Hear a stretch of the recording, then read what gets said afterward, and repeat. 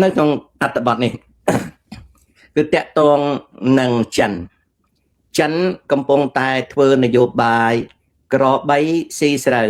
បងមិនសូវហ៊ានដេញក្របីស៊ីស្រូវបងមិនសូវហ៊ានដេញបង្ហាញអំពីកង្វះសមត្ថភាពរបស់ប្រទេសចិនផ្នែកនយោបាយពិភពលោក the lack of a world diplomatic capability ដែលចិនមិនអាចនឹងមានសមត្ថភាពគ្រប់គ្រាន់នឹងដឹកនាំនយោបាយពិភពលោកចិនគឺជាប្រទេសមហាអំណាចសេដ្ឋកិច្ចធំមហាអំណាចបច្ចេកវិទ្យាធំមហាអំណាចជំនួញពាណិជ្ជកម្មធំមហាអំណាចយោធាធំបើយើងនិយាយអំពីចំណុចទាំង5នៃភូមិសាស្ត្រនយោបាយចិនមានអំណាចចិនមានលក្ខណៈសម្បត្តិគឺចិនមានទីតាំងភូមិសាស្ត្រនយោបាយយ៉ាងធំនៅក្នុងអាស៊ីប៉ាស៊ីហ្វិកចិនមានអំណាចយោធាអំណាចសេដ្ឋកិច្ចអំណាចធនធានធម្មជាតិអំណាចបច្ចេកវិទ្យាអំណាចខាងផ្លូវគំនិតចំណែកឯទីតាំងភូមិសាស្ត្រចិនមានភូមិសាស្ត្រជាប់សមុទ្រដែលជាអត្ថប្រយោជន៍ពាណិជ្ជកម្មចិននៅក្នុងចន្លោះនៃមហាអំណាចតែមួយគឺរុស្ស៊ីនៅខាងជើងដូច្នេះចិនអាចរុលមកខាងត្បូងបានចិនអាចនឹងកេងប្រវ័ញ្ចយកប្រៀបលើប្រទេសតូចៗនៅខាងត្បូងនិងនៅខាងកើតនៅខាងលិចបានចំណែកអំណាចដូចនិយាយហើយចិនមានអំណាចយោធាអំណាចសេដ្ឋកិច្ចអំណាចនៃធនធានធម្មជាតិនិងអំណាចបច្ចេកវិទ្យាអំណាចខាងផ្លូវគំនិតចិនបកែគិតដែលអំណាចនឹងចិនមានជាកន្លឹះស្នូលទី2នៃភូមិសាស្ត្រនយោបាយរបស់ចិនទី3ចិនចេះគិតប្រយោជន៍ជាតិចិនចេះគិតពីសុវត្ថិភាពចិនដែនដីនិងសមុទ្ររបស់ចិនសេដ្ឋកិច្ចនិងពាណិជ្ជកម្មរបស់ចិនរក្សានៅអំណាចរដ្ឋដ៏ធំមួយមិនដែលធ្លាប់មានក្នុងពិភពលោកចំណុចកន្លឹះទី4នៃភូមិសាស្ត្រនយោបាយចិនមានអំណាចលើច្បាប់អន្តរជាតិចិនមិនគោរពអត់ធ្វើអីចិនទេចិនប្រឆាំងបានទៅលើធម្មនុញ្ញសហប្រជាជាតិប្រឆាំងបានទៅលើ ICJ ឬ ICC ប្រឆាំងបានទៅលើ UNCLOS ចិនបំពេញច្បាប់បាននេះគឺជាច្បាប់អន្តរជាតិដែលភូមិសាស្ត្រនយោបាយចិនមានចំណុចកន្លឹះទី5ជាស្នូលរបស់ភូមិសាស្ត្រនយោបាយចិនមានតុល្យភាពអំណាចចិនអាចនឹងប្រើប្រាស់ប្រទេសនៅខាងត្បូងខាងកើតនិងខាងលិចបានដើម្បីគូកងយកចំណេញកន្លឹះទាំង5ទីតាំងភូមិសាស្ត្រអំណាចផលប្រយោជន៍ច្បាប់អន្តរជាតិតុល្យភាពនៃអំណាចនៅក្នុងពិភពលោកចិនមានលក្ខណៈប្រសើរដូច្នេះសរុបមកភូមិសាស្ត្រនយោបាយចិនគឺចិនជាមហាអំណាចអញ្ចឹងចិនមានអំណាចគ្រប់គ្រាន់យកចំណេញចិនមានអំណាចគ្រប់គ្រាន់ដាក់ទណ្ឌកម្មមានន័យថាចិនអាចទៅអូសទាញយកអ្វីរបស់គេបានអាចកេងអាចប្រវ័ញ្ចយកចំណេញបានហើយអាចទះកំភ្លៀងអាចខោក្បាលអាចដាក់ទណ្ឌកម្មគេបានចិនមានបុគ្គលិកលក្ខណៈភាពមាន qualifications becoming a very strong geopolitics ខ្លាយទៅជាអំណាចមួយនៅក្នុងភូមិសាស្ត្រនយោបាយក៏ប៉ុន្តែចិននៅមិនទាន់អាចដឹកនាំពិភពលោកបានចិននៅតែមិនអាចដឹកនាំពិភពលោកបានឥឡូវនេះថ្ងៃ29នេះចិនបានអនុវត្តនៅនយោបាយក្របីស៊ីស្រូវបងមិនសូវហ៊ានដេញនយោបាយក្របីស៊ីស្រូវបងមិនសូវហ៊ានដេញគឺចិនបានទទួលបរាជ័យក្នុងការដឹកដៃកម្ពុជាថៃឲ្យឈប់បានក៏ប៉ុន្តែនៅពេលដែលអាមេរិកនៅពេលដែលអាស៊ានណាចេះតែដឹកដៃបន្តិចម្ដងហើយធ្វើឲ្យថៃនិងកម្ពុជាឈប់បាញ់ចិនឆក់យកឱកាស ក៏អញ្ជើញកម្ពុជានិងថៃទៅជួបនៅនឹងស្រុកចិនថ្ងៃ28នេះនិង29ស្អែកការឆក់ឱកាសនៃនយោបាយការទូតចិនគ្មានអ្វីខុសទេអ្វីដែលវាងយីធ្វើអត់មានអីខុសទេអ្វីដែលវាងយីធ្វើគ្មានអ្វីខុសទេចិនជាមហាអំណាចអញ្ចឹងការឆក់ឱកាសលេងនយោបាយក្របីស៊ីស្រូវបងមិនសូវហ៊ានដេញក៏ហៅអញ្ជើញបបួលថៃនិងកម្ពុជាទៅជួបនៅប្រទេសចិនដើម្បីស្វែងរកសន្តិភាពគឺជាទង្វើមួយដែលអត់ខុសក៏ប៉ុន្តែអ្វីដែលត្រូវសួរនោះវាលេចជាសំណួរសួរថាតើបុគ្គលចិននេះមហាអំណាចចិននេះ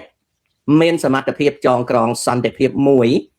ឲ្យថៃនិងកម្ពុជាទៅមុខទេ It is an opportunity that China took after the signing of a ceasefire agreement on the 27th of December by Cambodia and Thailand. China is known to be very ineffective in bringing peace to any part of the world, trying to take opportunity by inviting foreign ministers of Cambodia and Thailand to meet with Wang Yi and Ministry of Foreign Affairs of China in southern China on the 28th, which is today, and tomorrow, the 29th of December. It is good thing to know that China tried to do that. But first of all, it comes to the question, can China bring peace to Cambodia and Thailand? Can China convince Thai and Cambodian to agree to return to peace and return to normalcy? That is the question. The long history of China diplomacy, China global diplomacy, there is no history indicating that China could ever bring peace to any part of the world. So the opportunity that China Foreign Ministry took to invite Cambodia and Thailand to meet in southern China today and tomorrow, will China be able to persuade the two conflicting parties to find peace? នេះគឺជារឿងដែលគួរគិតថាតើចិនអាចនាំឲ្យណាថាចិនអាចនាំឲ្យប្រទេសកម្ពុជានិងថៃព្រមព្រៀងកសាងនៅសន្តិភាពមួយដែរឬទេណាត្រង់នេះគឺជាចំណុចដែលខ្ញុំលើកឡើងមកក្នុងអត្ថបទនេះ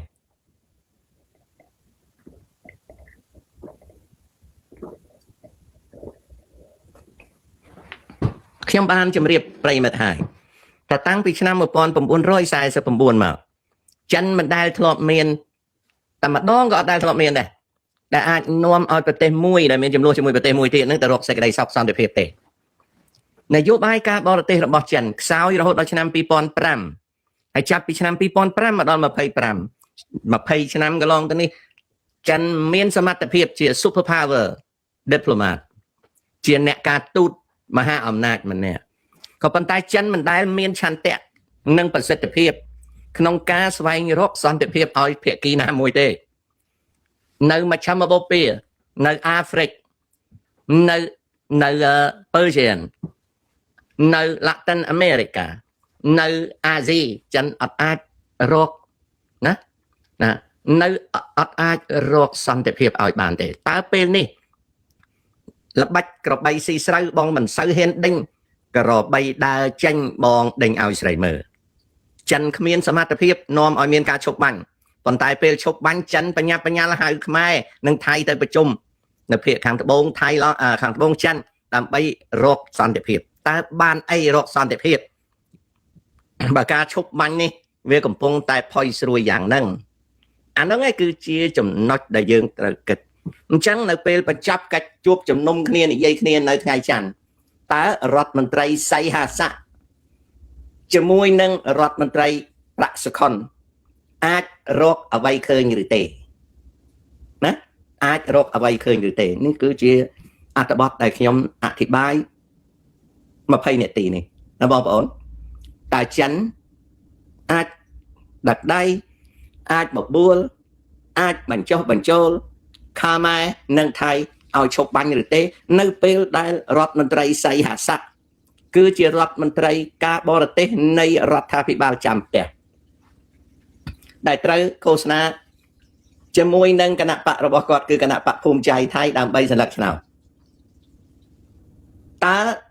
សីហស័ក្តិស្ថិតនៅក្នុងនយោបាយបែបណាតែគណៈបកគាត់ជាបេក្ខជននាយករដ្ឋមន្ត្រីទី2ក្នុងគណៈបកភូមិใจថៃតើគាត់មានអំណាចប៉ុណ្ណាតើគាត់មានគោលដៅយ៉ាងម៉េចតើគាត់មានរបបនយោបាយយ៉ាងម៉េចនិងព្រមរកសន្តិភាពយូរអង្វែងមួយជាមួយកម្ពុជាខ្ញុំវិភាគទៅឃើញសូន្យ if I analyze the Mr Foreign Ministers of Foreign Affairs of Kingdom of Thailand Mr Say Hasak which is now appointed to be the candidate for Prime Minister second candidate for Prime Minister by Phum Chai Thai Party in the mid of election campaign in Thailand I look at Say Hasak as a minister of foreign affairs in the housekeeping government. He knows very well that he doesn't stay in that government, but he has to be elected in his party ticket to become or not to become prime minister of the next government when election is held. So does Sayasa has any power? Does he has a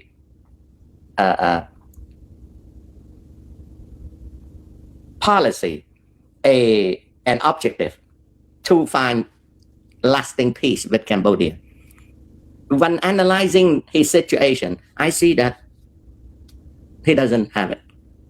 He doesn't want to have everlasting peace with Cambodia before he is sure to be elected in his party ticket. ខ្ញុំមើលឃើញសៃហស័កអត់ឃើញថាគាត់មានអ្វីចេតនាដែលត្រូវតែចរចានៅថ្ងៃ28នេះទៅដល់ថ្ងៃទី29ស្អែកនេះឲ្យវាបានសន្តិភាពយូរអង្វែងជាមួយនឹងកម្ពុជាទេចំណែកឯប្រាក់សខុនមិនលំបាកមើលទេ Look at ប្រាក់សខុន Deputy Prime Minister and Minister of Foreign Affairs of Kingdom of Cambodia. Who is this guy? He's just an agent, service provider or servant of the paramount leader Hun Sen. ប្រាក់សខុនជាឧបនាយករដ្ឋមន្ត្រីនិងជារដ្ឋមន្ត្រីក្រសួងការបរទេសដែលជាអ្នកបម្រើស្ដេចអំណាចហ៊ុនសែនតើប្រាក់សខុនមាន vision ទេ No he doesn't he's a servant គាត់គ្មានចក្ខុវិស័យទេគាត់ជាអ្នកបម្រើឋានៈគាត់ប៉ុណ្ណាក៏ដោយគាត់ជាអ្នកបម្រើ Okay does he have a diplomatic skill especially in negotiation skill with foreign counterpart តើប្រាក់សខុនមានបទពិសោធន៍ការទូតនិងទេពកោសល្យជំនាញខាងចរចាទេ No he doesn't ក៏អត់មានទេប្រាក់សខុនទោះបីហ៊ុនសែនគាត់ពេញចិត្តប៉ុណ្ណាក៏ដោយប្រាក់សខុនគឺជារដ្ឋមន្ត្រីការបរទេសមួយខ្សោយណារដ្ឋមន្ត្រីប្រាក់សខុនពីដើមគាត់ស្ពីកាបូបលុយតាមហ៊ុនសែនទេ by 1997 ណា you know 28 years ago okay ទោះបីរៀននៅសាលាណាក៏ដោយ particularly you cannot serve the paramount leader in Cambodia when his boss doesn't let him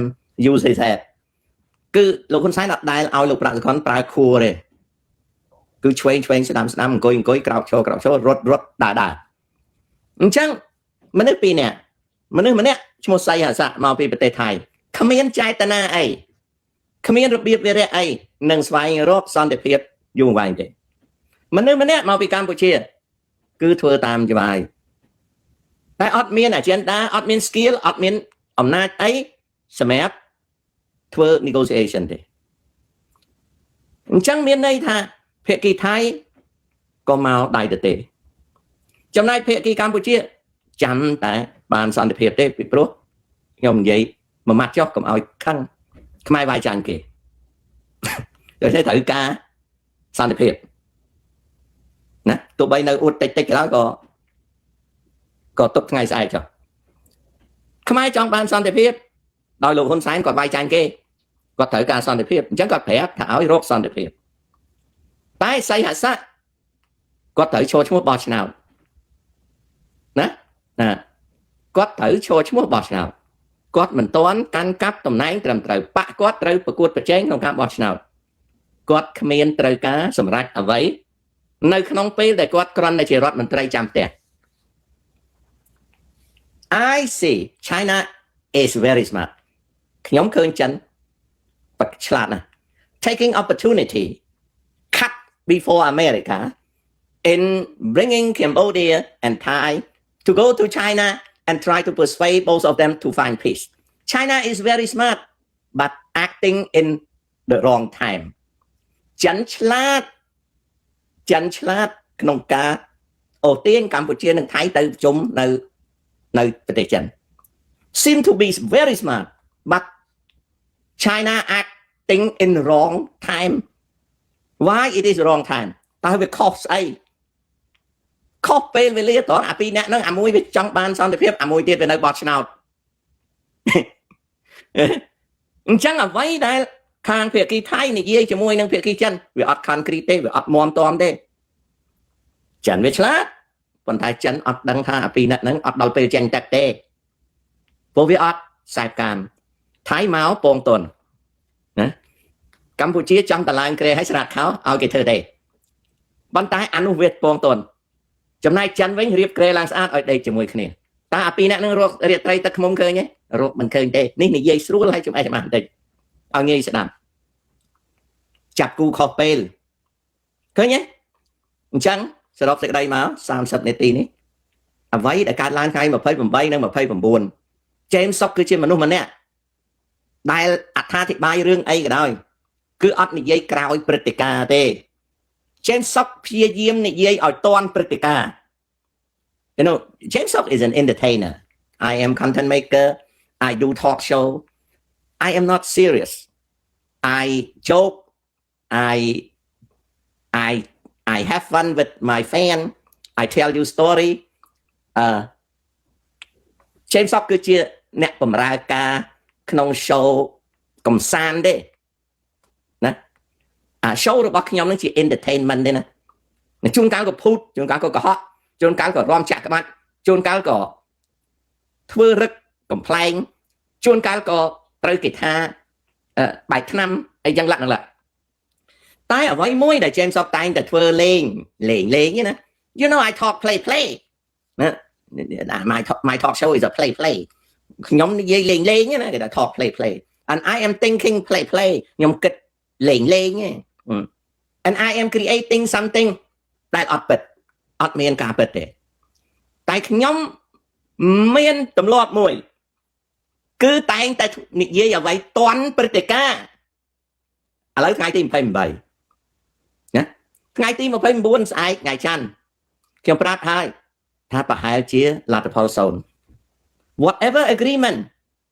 that China try to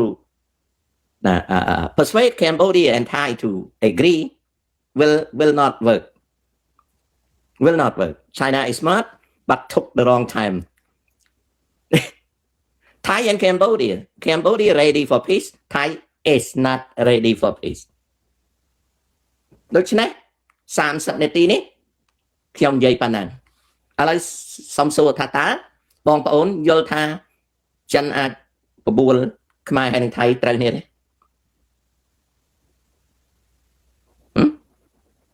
Yes or no អរគុណចំពោះសំណើចំពោះមតិ yes ឬក៏មតិ no ខ្ញុំអរគុណទាំងពីរខ្ញុំចង់ឲ្យវា yes ប៉ុន្តែខ្ញុំមើលទៅដូចជា no ខ្ញុំចង់ឲ្យ yes តែមើលទៅដូចជា no ណាអ្នកបងប្អូនប្រិយមិត្តខ្លះថា show ខ្ញុំគឺជា show បំផិតបំភ័យបងប្អូនខ្លះនិយាយថា James Sok ហ្នឹង show របស់គាត់ស្ដាប់ទៅឈឺក្បាលហើយបំផិតបំភ័យបងប្អូននិយាយថាក្មួយម៉ែនកំសែងធ្វើ show ទៅដេកលក់ស្រួលស្ដាប់ទៅសប្បាយចិត្តហើយដេកលក់ស្រួលហើយខ្ញុំមិនអាចនឹងទៅប្រៀបក្មួយម៉ែនកំសែងបានទេហើយខ្ញុំក៏មិនអាចប្រៀបនឹងអ្នកណាបានដែរពីព្រោះមិនខ្ញុំចេះតែប៉ុណ្ណឹងណា ខ្ញុំចេះជូននៅការកំសាន្តប៉ុណ្ណឹងបាទណាមានមតិថាស្ដាប់ម៉ែនកំសែងពីអាមេរិកវាធ្វើឲ្យសុបាយចិត្តហើយដេកលក់ក្រោយពីការឈប់បាញ់នេះក្រោយពីចុះហត្ថលេខាស្ដាប់ទៅវាមានសង្ឃឹមដេកលក់រីករាយសប្បាយតែបើស្ដាប់តាជេមសុកវាធ្វើឲ្យផិតភ័យ stress ដេកមិនលក់ហើយខ្ញុំក៏មិនដឹងធ្វើម៉េចវាចេះតែប៉ុណ្ណឹងអូខេណាអាហ្នឹងអញ្ចឹង